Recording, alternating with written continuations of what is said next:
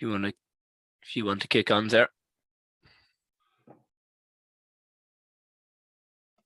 Okay, good afternoon. We're going to start in about 1 minute. There are some people still in the waiting room and people still coming in. So if we can just wait about another minute, I'll just give you an overview while we're waiting.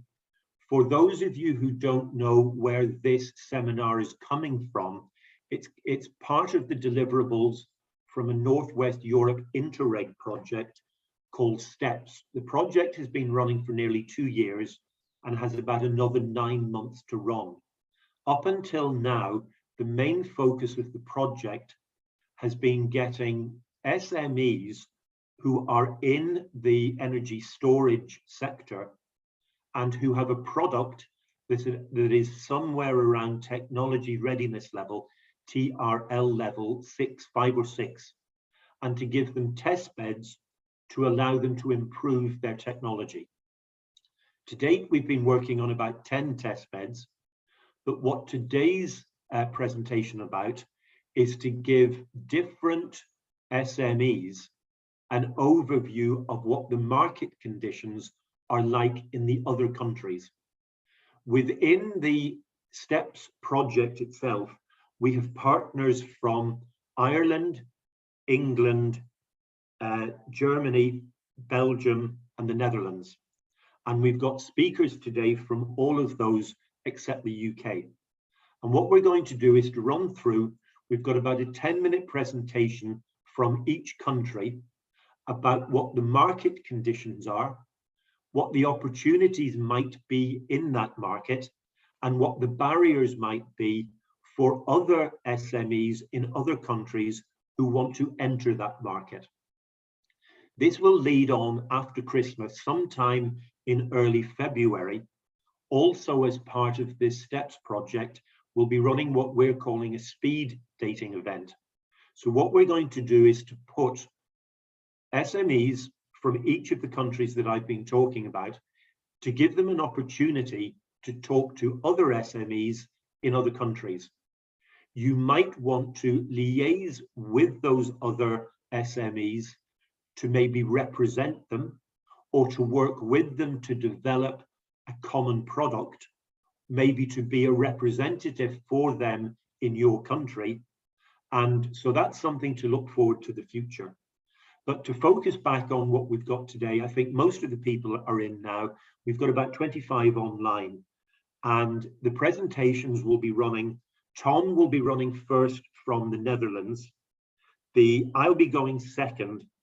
The third presentation will be from Marc, who's in Belgium, and the fourth presentation will be from Markus. So just a quick introduction. Tom works for Oost NL, which is a business development organization based in the Netherlands. They are the project leader for STEPS and have been instrumental both in designing the STEPS program and also in leading it over the last 2 years. In my opinion, it's been a very successful project. It still has another year to run. And what we've got to focus now on is to internationalize and to disseminate the information that we've already got. But I'm going to hand you over now to Tom, who's going to talk about the market in the Netherlands. Over to you, Tom. Thank you very much. Yes, good morning. Now, the lineup for the sheets was made up by the Irish partner, so we'll just do it as it comes. We're talking about the energy storage in the Netherlands, and there might be some difference on the focus in the different countries, and that's where I want to focus on. We have some possibilities for getting funds in our country. I don't know if everybody focused on that, but it's one of the things that we do, and we help companies that want to enter the Dutch market.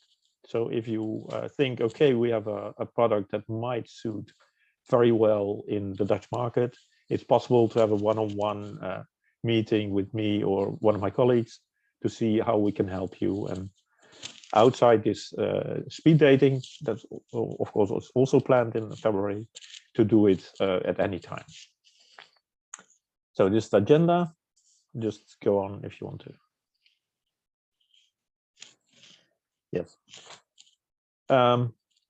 The problem in the Netherlands is that we have a problem with energy prices. So the focus on this moment is we have a way of using as less energy as possible for all kind of energy sources that we have, and it's because of this it's also very difficult to get products at the moment because everybody wants to use less energy. So solar panels and all things, and even electrolyzers, I think they are very difficult to get at the moment in the Netherlands. I don't know how it's in the other countries, but in the Netherlands it's a problem. And we have a very big problem, and it's the net congestion that we have in large parts of the Netherlands, that you're not allowed to put your solar panels or wind energy products on the net because it's full. That's one of the challenges. They try to do it. It's also one of the things that we project could support in. And that's what we come to in the end. The prices are going up, and the biggest problem we have at the moment is that we used to have a lot of natural gas. That gas was pumped up in the northern part of the Netherlands, and we had to close it. That was even before the Ukraine. We decided not to use this natural gas anymore.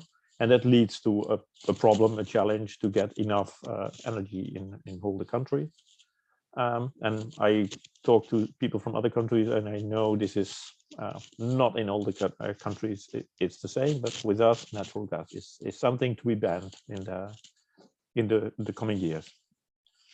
And also the prices are going up, and that's also a very big one. Nobody knows about the prices. Nobody has fixed rates at the moment, or hardly anyone. Our government decided to top off the very high costs for energy, but still a lot of people are very unsure about the bills they're going to get, and so they think about energy a lot more than they did 1 year ago.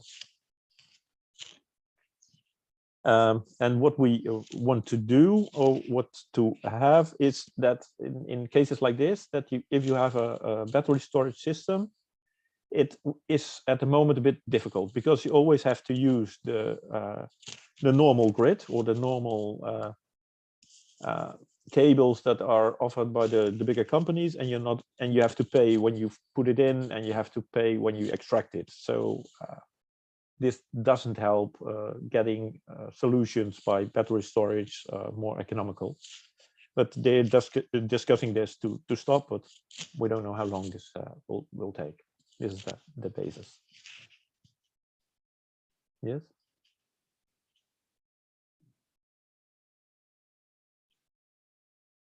This is just a name, so please go on. Yeah.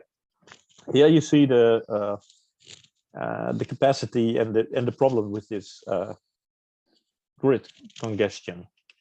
That all the red parts are problem areas at the moment. So there you have to be. Is it very difficult to get an extra connection? If you have an energy company that needs a lot of energy, you have a problem to get your connection. So it's a real problem at the moment. Of course, we want to have this natural heating, this natural gas banned by 2050, but yeah, we still have a lot of people using it. But we have a lot of people trying to find new ways of doing it. So we have a lot of companies trying to make have challenges or have new ways of managing this, but it's still going on, and it's very difficult to get it on a right way to have it tested. Yes, please go on.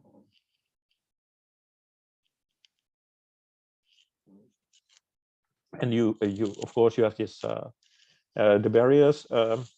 At the moment, I think in Germany they did it a long time ago, but at the moment in the Netherlands they're starting to have separate tariffs for if you take energy from the grid and when you deliver it to the grid, which is probably normal.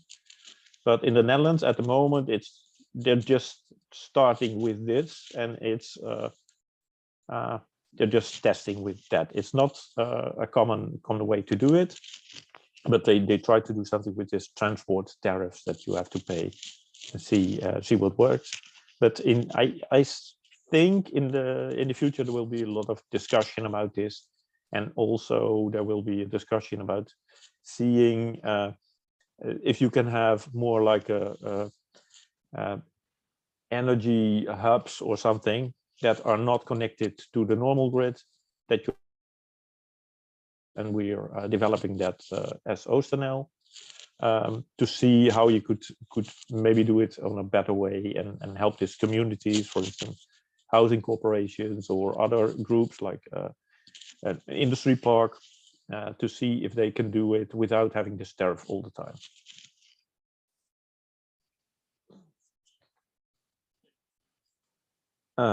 No, and then yes, we have some funds for it. They have a lot of people, or a lot of money invested in it. It's for structural. We're also involved in a national battery strategy for the Netherlands, but it's not yet there. But they want to have a bit more strategy and doing something for the companies and for the normal people to be helped with this storage themselves. But at the moment, it's not really rolled out as in some other countries. It is, I think. And go on. Yeah, the final project is I think it's a bit the same in all the countries. You have these EU programs like the EFRA program. You have it in all the projects. We advise as OostNL with help handing in applications. We have Interreg A/B projects like the STEPS project that we hand in, and then we want to make it available for companies to get some funding out of this. And but the Horizon like projects are a bit more difficult for us. So it's more through the connections of the universities where you can be helped by that. Then you have national funding, and that's especially for the investments. So if you have big investments, there is a possibility to have tax reduction, and even sometimes subvention for it. And we have this national organizations, RVO, Rijksdienst voor Ondernemend Nederland. So it's the national thing. They have a lot of funding for innovations, but it's a lot of them. It's not a clear, small overview. It's all very small things that are very hard to find. And of course, it's only for the SMEs that are already having a company in the Netherlands. And then you have regional funding, and that's more like the provinces, because we have 12 provinces in the Netherlands. Each province has their own small visibility possibilities and funding for innovations, mostly on innovations, and always companies working together developing new things. And in about the same TRL as Michael said that the STEPS program is, so it's from TRL 5, 6 till maybe 8. So it's the experimental phase of having a project tested. So it's about in the same phase as STEPS is in. And then we have some smaller possibilities for funding, and it's like the Groeiversneller, Startversneller, but things like that is only if you think about really getting to the Netherlands and see what is possible at that moment. But it's also a role that we have. Just 2 minutes there as well, Tom. Yeah. Okay. The success stories, I didn't want to do a success story. I wanted to have more something that we also have in the STEPS project. We have something like user boards, we call it. And we focus on this housing associations. We have a lot of housing associations in the Netherlands, and they we try to make them into small grids and see if we can use the combinations of the different ways of storage and energy possibilities to combine it and make it more useful. So use maybe wind for the longer energy, but also heating, storage for if you can use it, need to use it or store it for a few days, and try and think of we can do it. The nice thing about this is if you have a company and you have a product, then we can always see, is your project maybe to be applicable in one of these testing areas? And I think that might be even easier to make a connection than having a one-on-one connection with another SME with his own project. That's it.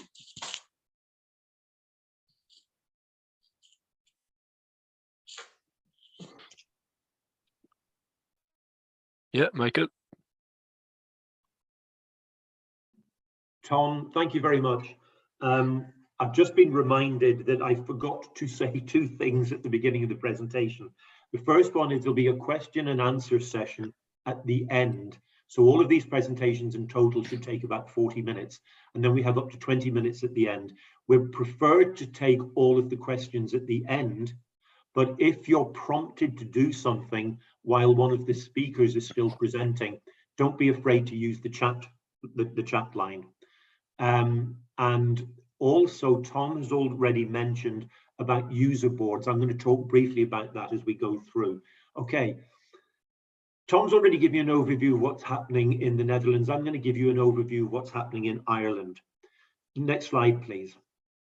The first thing I would say is there is a lot on my slides. Even though I've only got 8 or 9 slides, there is too much information on each slide for you to digest as I run through it. I've done this deliberately because I want to put as much information up there that you can refer to after we have finished this seminar. So when I go through the slides, I've only got about 7 or 8 of them. I'm going to focus on something specific on each slide and not go through all of the detail. But if you want to have a look at that afterwards, then it will be there. So the first thing I want to look at is down in the bottom left-hand corner, which is how Ireland has been going in relation to its targets. So what you can see is the little blue line is estimating where we're going. The green line is estimating what we could achieve if we introduce all of the measures that are currently being proposed. And then the number down at the bottom is the target. So if you look at 2030, we're heading for 6. We could get to 13, but the target's 30. There's a major challenge here. So in my opinion, this gives you an indication of the opportunities within the Irish market. The Irish market generally, in terms of renewable energy and greenhouse gas emissions, has to grow way beyond the current delivery mechanisms. And in my opinion, that will only happen if we have input from outside the country. Next slide, please, Colin. Again, another slide with lots of detail on it. So what this one is talking about, where is the energy coming from in the Irish market? Ireland has done relatively well in terms of wind energy. So you can see over on the left-hand side where most of our renewable is coming from. And most of that is coming from wind. That in itself will create a problem if we don't have things like battery storage, because if we're going to rely exclusively on wind, because at the moment that's 88% of the projected electricity generation, then we're going to have a problem when the wind doesn't blow. So it's something that the Irish market has to address. Next slide, please.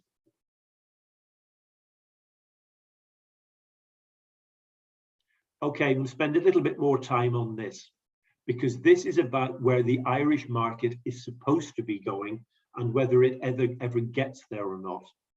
So first of all, if you, at the moment, energy storage and the energy storage market within Ireland is relatively small.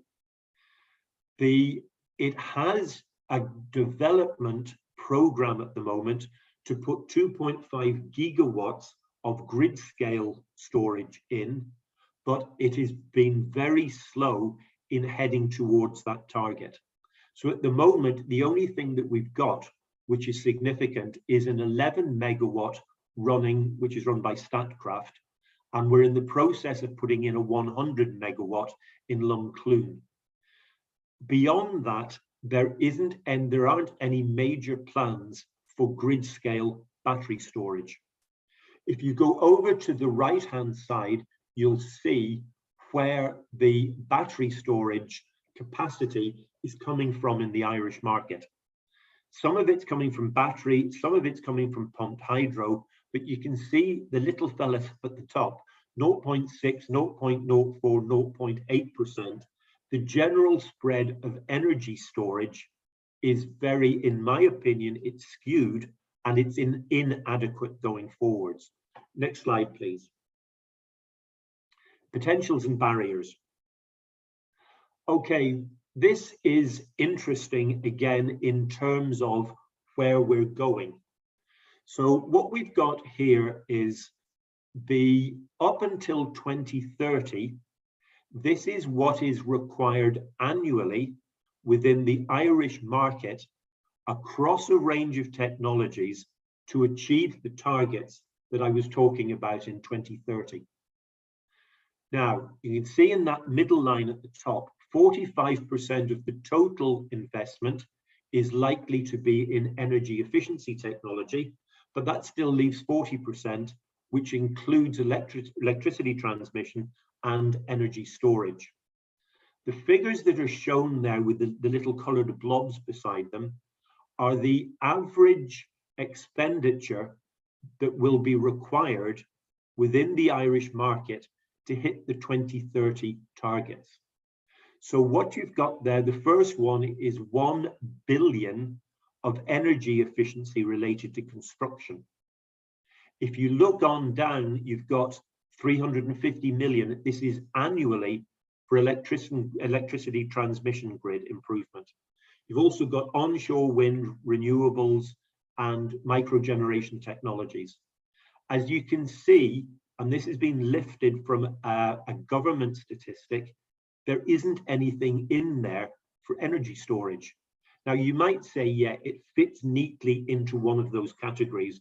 It could be transmission grid, it could be microgeneration, but there isn't a general recognition of the contribution of energy storage.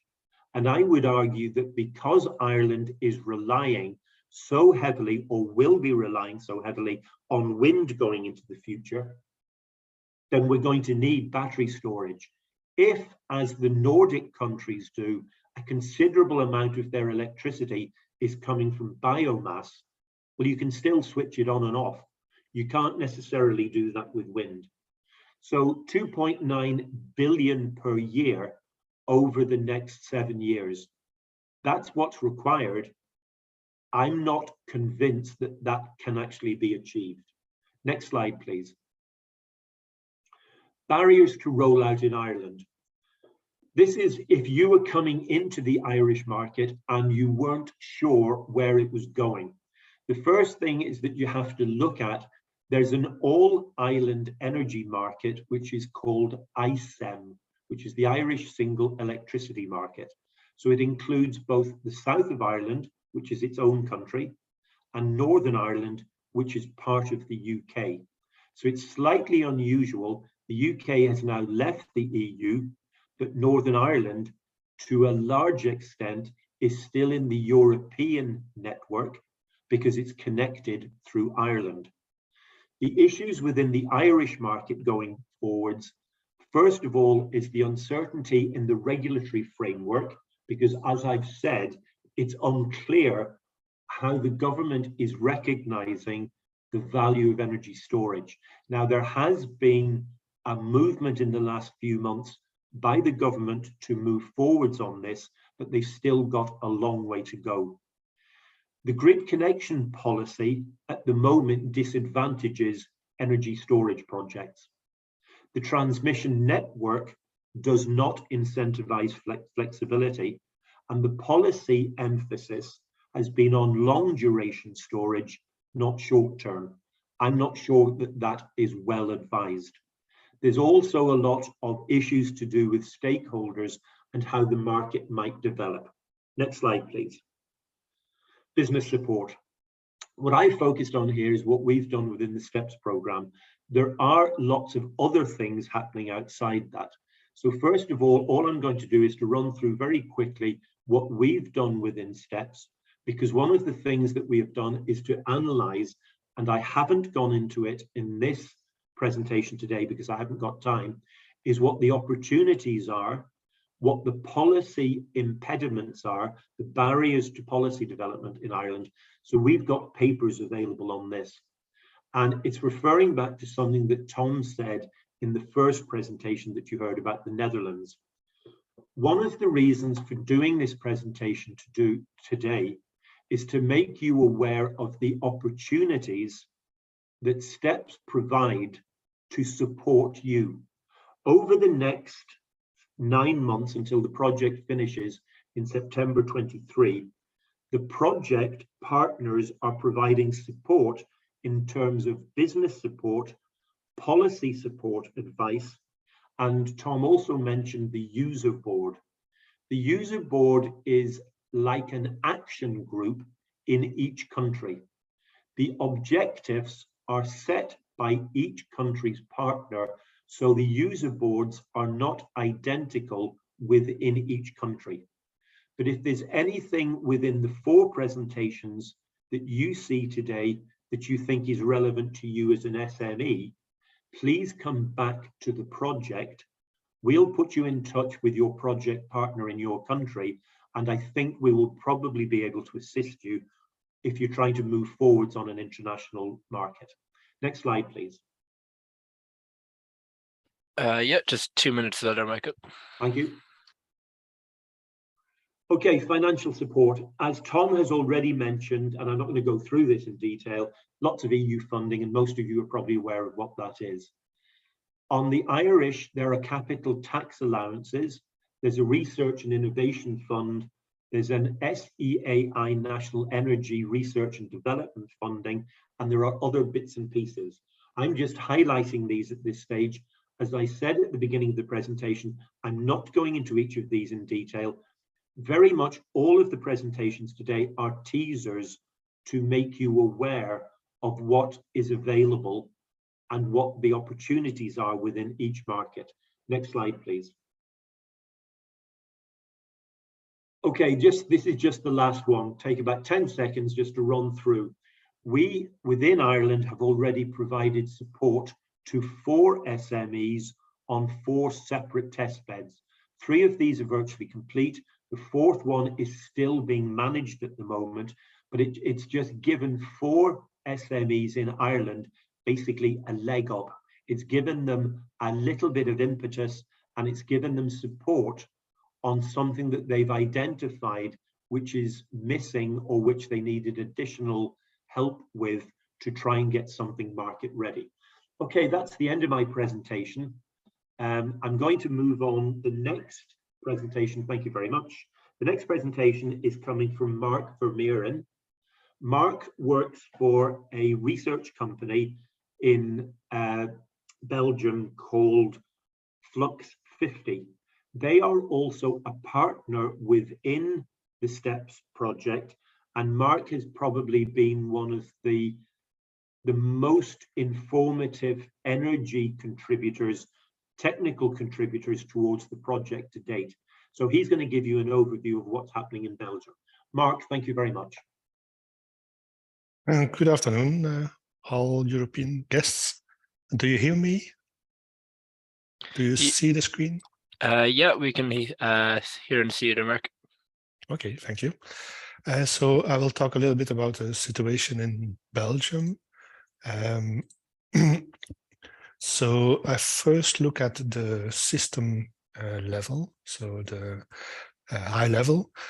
So the basic goal of the energy system is, of the electricity system, is to keep the frequency at 50 hertz. If that's not the case, then there's too much production or too less consumption, or the opposite, which makes the network unstable. So the TSO, the transmission system operator, does not like that.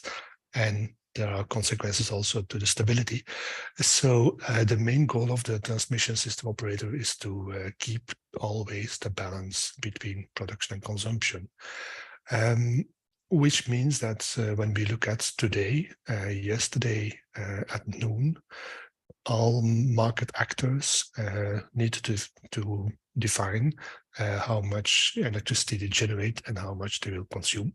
That balance need to be in, that portfolio needs to be in balance for every partner. And so yesterday at 12, we exactly know how much energy will be produced and consumed at every quarter of an hour during today.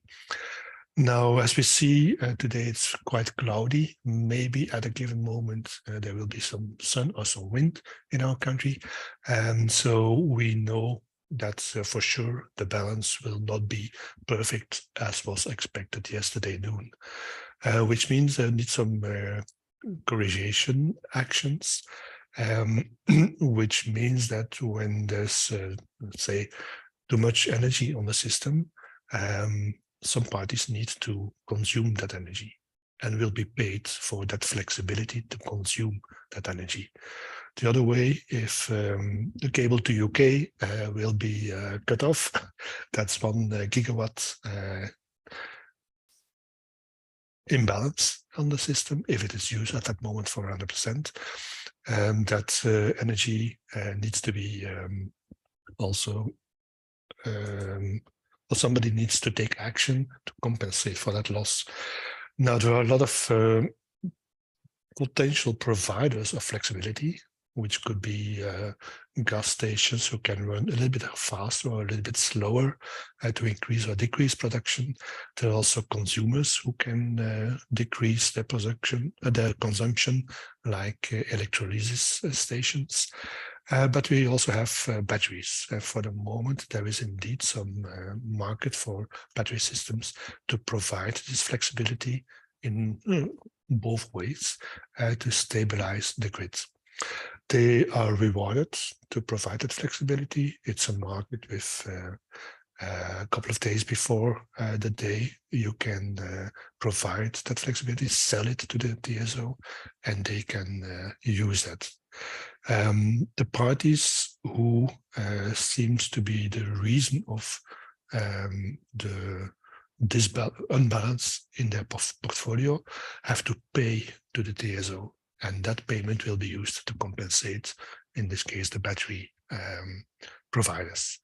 So this is a whole system which is quite similar in all Western European countries, so that markets of day-ahead, intraday, and real-time balancing exists everywhere, not in Ireland, but in most other countries here.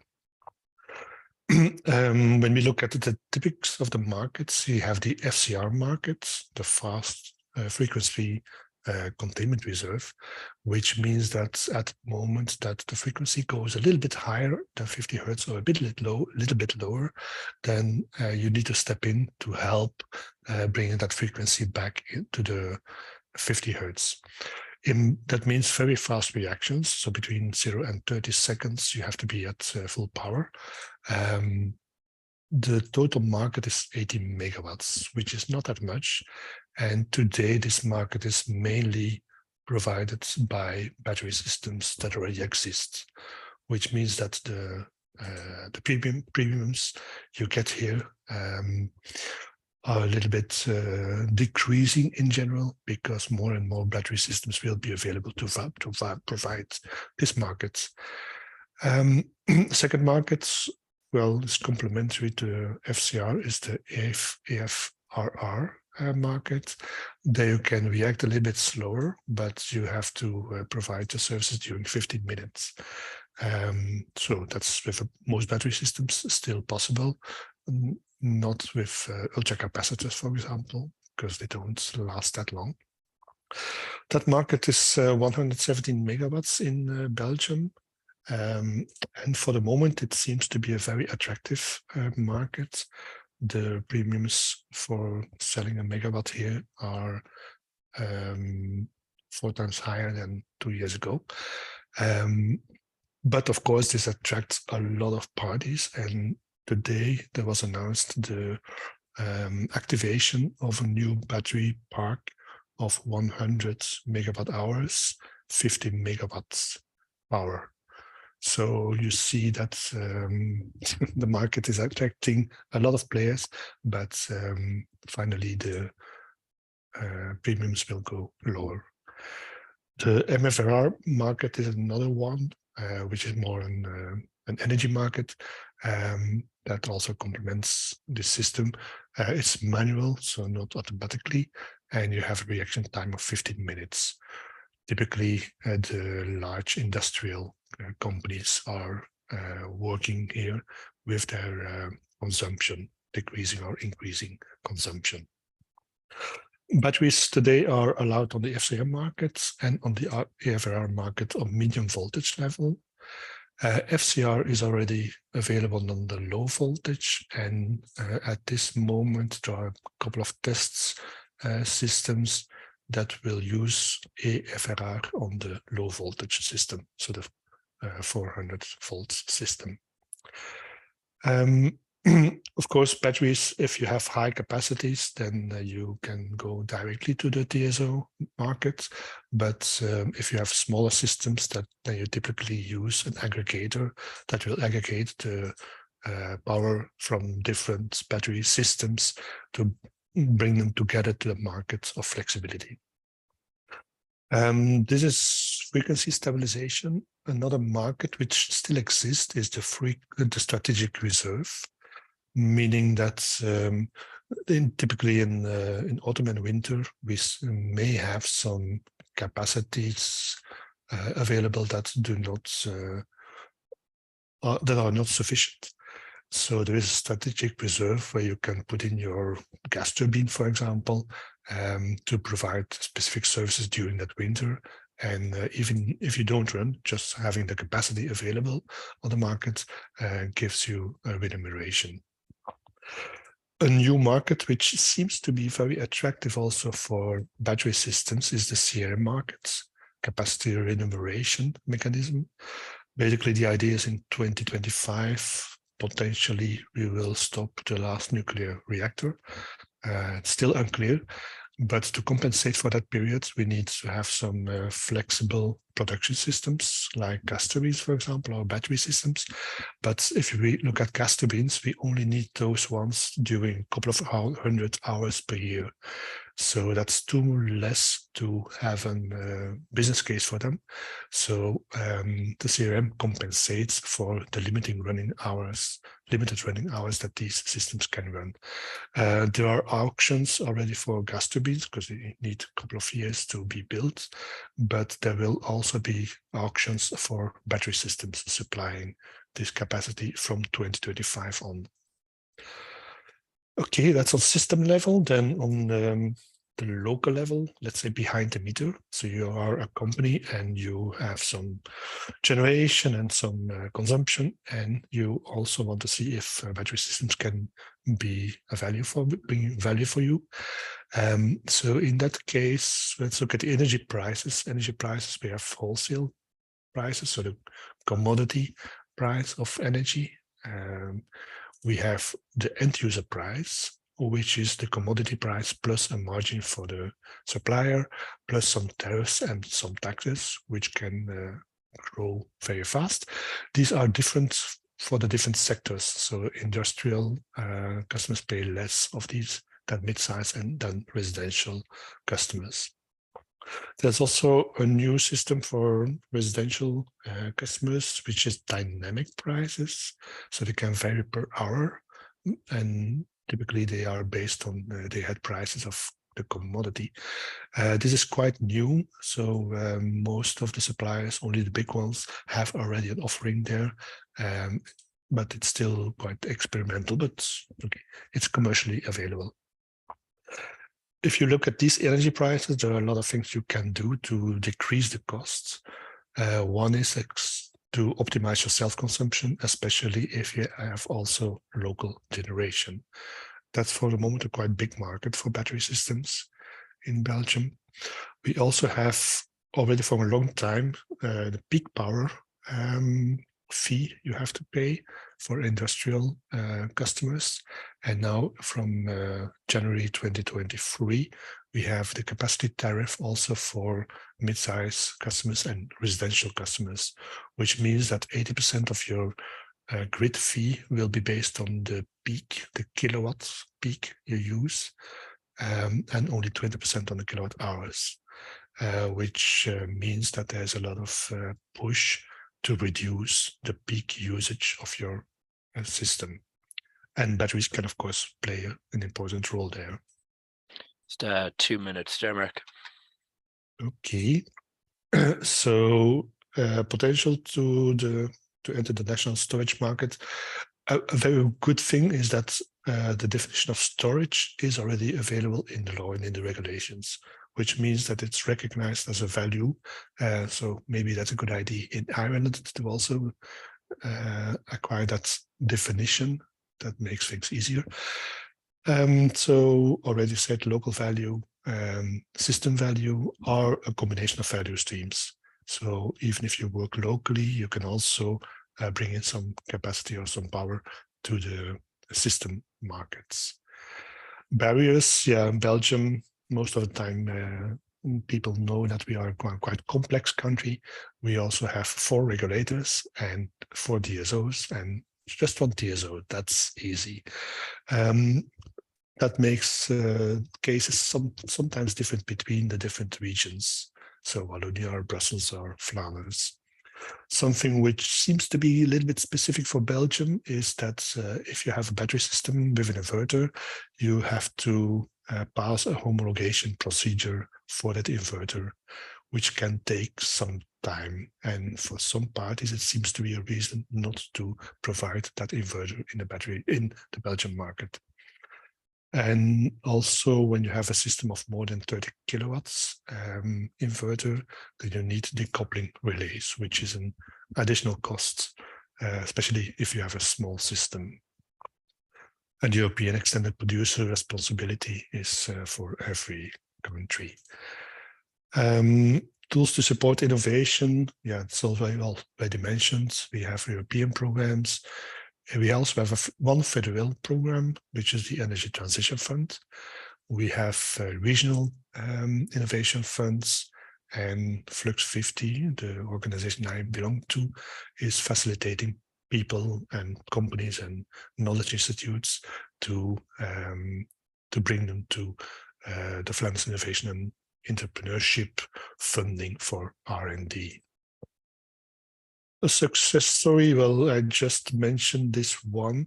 This is also one of the test beds in the STEPS projects. It's what we call a smart village lab. It's a living lab for energy and mobility, where you can come to demonstrate your products, to do integration testing, to provide training to installers, for example,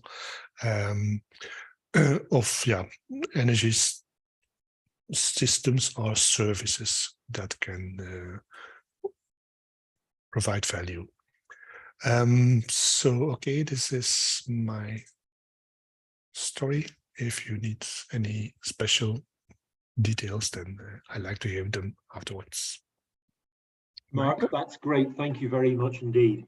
Well, I've certainly learned something this afternoon. I can't believe you had 4 regulators. I thought you had 2. We have enough difficulty in Ireland with 1 regulator, never mind 4. We're moving on to the last presentation, and this one is coming from Markus Rosenthal. Markus is the head of government relations at BVES, which is the Energy Storage Systems Association for Germany. I'm really interested to see Markus running through this because he's got about 10 minutes to do about 25 slides. So he's challenged before he even starts. Markus, over to you. Thank you very much. Marcus, you're on mute.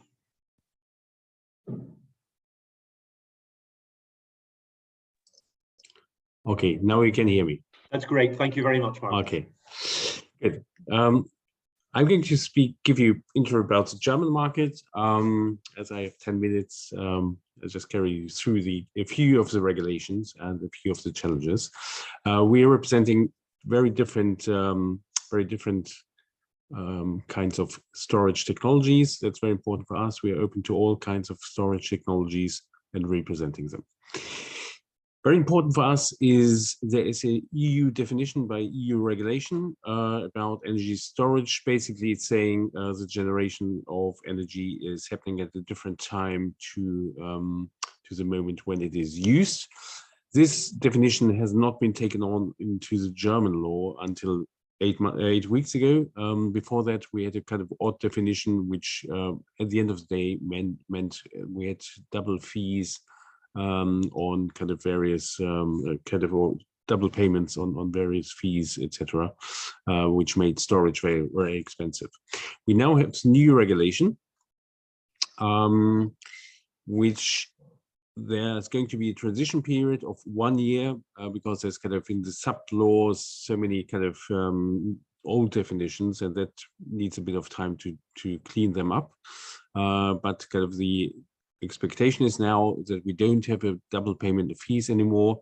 We don't have, we can reduce regulatory costs, and especially there are new opportunities for business models. And I don't want to bore you with kind of details, but kind of you can read that later on. Kind of happy to pass on this regulation, but this gives you the exact place where, if you want to invest in Germany, where you can find this new definition. Nevertheless, we do have a big challenge that within one law we have different requirements, and as I said, the new definition is there, which makes it easier to invest into energy storage and to deploy energy storage. However, the national government also is trying now to give the DSOs the right to control the storage units in terms of when there's too much energy in the grid or too little energy in the grid, that they can switch off the storage units. And that's one of the things where we say that's absurd. Why is it absurd? Because the energy storage unit is managing the energy flow wherever it is needed, and therefore we think that is something which needs to be changed again. It's a proposal now by the government, but that is kind of also has lots of implication on how the market, for instance, in the home storage area is going to develop. Okay, just jump. Very important for us is kind of we have this quite often as we're representing lots of different technologies. That's kind of we always realize there's some prejudices about storage, and we always say learn from the battery debate, make no premature forecast on technology development, no premature statements on economic viability of projects, and coordinate the political priorities and funding with the industry. We do have a bit of funding for various storage technologies, but that is not really coherent. Very important for us is one of the strong arguments now with storage is not only the system integration of renewables, but also to manage peak demand.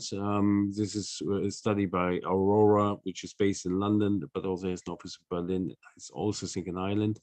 The think tank, Economic Institute, and they kind of made a study about kind of where we are, curtailment, where we are with kind of flattening the curve, and that proves to be one of the strongest arguments now when we talk to government, which are still trying to get around to their head what the benefit of storage is, and they come to flexibility.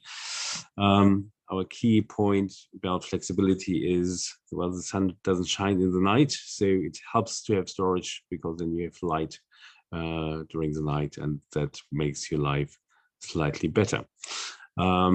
We find it quite challenging sometimes to explain to politicians how the flexibility market could be working. Coming to where storage is located in terms of what are the business cases, there are very few, but some installations just behind the generation of the electricity, usually nowadays renewable.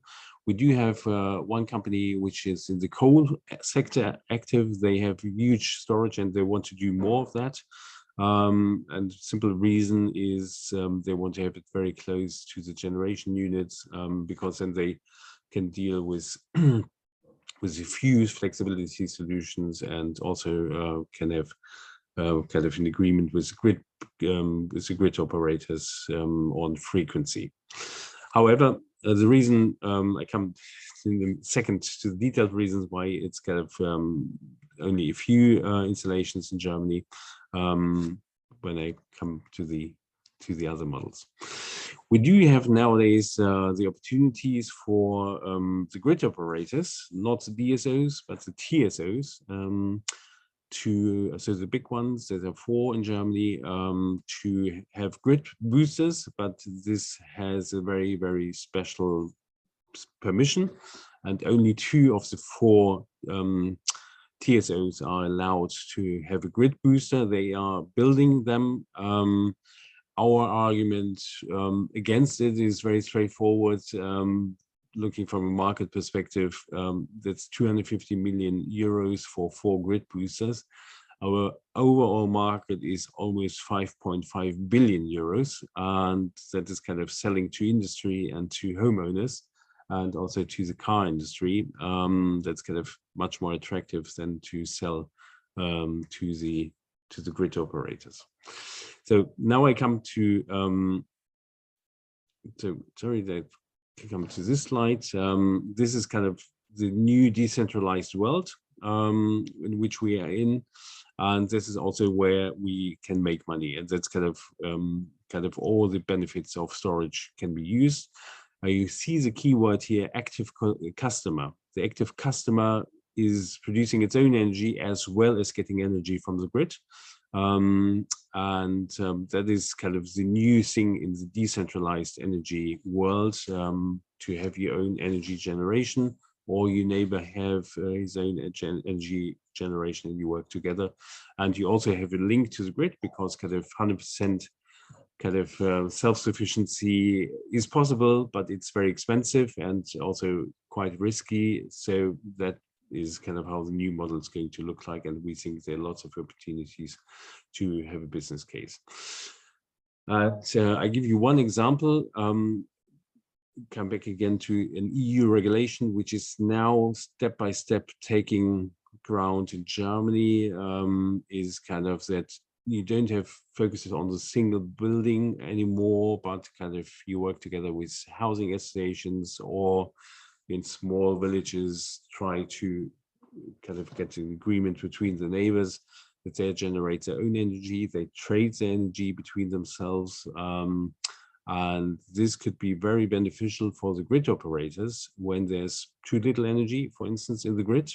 They could ask this energy community to provide electricity, or if there's too much energy, they could ask if they kindly would take on some energy. And we think, and we have positive signals. We have also grid operators in our membership. We have positive signals that a few grid operators, they call themselves the smart ones, are looking for business models really based on this model. Okay, this just gives you a bit of a flavor about where we are. It's on the left-hand side, you see the centralized world, which we all know from our past. And this is really the new world. Today, just had a conversation with one of the TSOs, the one which is based in Berlin, is covering almost all of East Germany. And their view is absolutely clear. The right-hand side picture, that is their new reality. And all their business strategies are now focusing on the decentralized world. And the grid operators have always been very focused on centralization. So it's very interesting to hear from a business angle that they are very keen to work in the decentralized world. Good. Coming to the last few slides. the benefit of storage, as you will know, we can offer lots of things. I have a red circle on frequency control. That is one of the very big issues in Germany, as we are phasing out nuclear, and phasing out nuclear is meaning volatile renewable energy takes a bigger share. More capacity is going to be built, and frequency control is definitely one of the very, very important issues. What we see, especially small and medium-sized industrial companies which are producing, they quite often now either buy storage or diesel generators to keep the frequency at the right level because the machines otherwise suffer. Okay. Okay, that's it. So thank you very much, and happy to answer any questions. Marcus, thank you very much indeed. I'm very impressed not only with the content, but also with your ability to get through 22 slides in 10 minutes. So well done. Interesting to hear. I like the bit about learning from the battery debate, and also that Germany has recognized the value of the decentralized world, because I'm not sure that a lot of the other operators have actually moved that far yet. I'm aware it's an ongoing process, if I may say so. It's an ongoing process. Yeah. It's you know, it's not that pink, but yeah. we are now in a slightly better mood than we have been half a year ago. Great. Okay. Okay, Colin, could I ask you, are there any questions in the chat? And then we'll maybe run this. We might run over by 5 minutes if we've got some people with other questions. Colin, over to you. Yeah, so there was one there. So this is regarding the Belgium market, so it'd be from Marc. So Thomas asks, will the early movers satisfy the total Belgium system support volumes, only 80 megawatts to 665 megawatts? Yeah, so indeed we have the three systems, the FCR market of 80 megawatts. It's overcrowded at this moment, so there's a high price competition there. It's attractive sometimes, but it depends on your cost of in the auction. So I think becoming now active in the FCR markets only will be very challenging. When we look at the second reserve, the EFR, as I mentioned, there's today there was already still mentioned 50 megawatts of available capacity. So I think that for the moment it's something like double the capacity is available for that market. So starting a new project at this moment is maybe difficult, except if you have low-cost systems. But the biggest market, the MFRR market, so the one that only starts after 15 minutes, that one is still mainly crowded by industries with that adapt their consumption. So I think there's still a lot of area where storage in different technologies can play a role. But besides of these, there's also the CR market and behind the meter markets. Perfect, thanks, Marc. So there aren't any other questions in the chat, so what I might just do is just invite anyone, if they do have questions, just feel free to turn your camera on or unmute yourself. And if there's a specific market you want to ask about, I can let you know who is the speaker for that market too.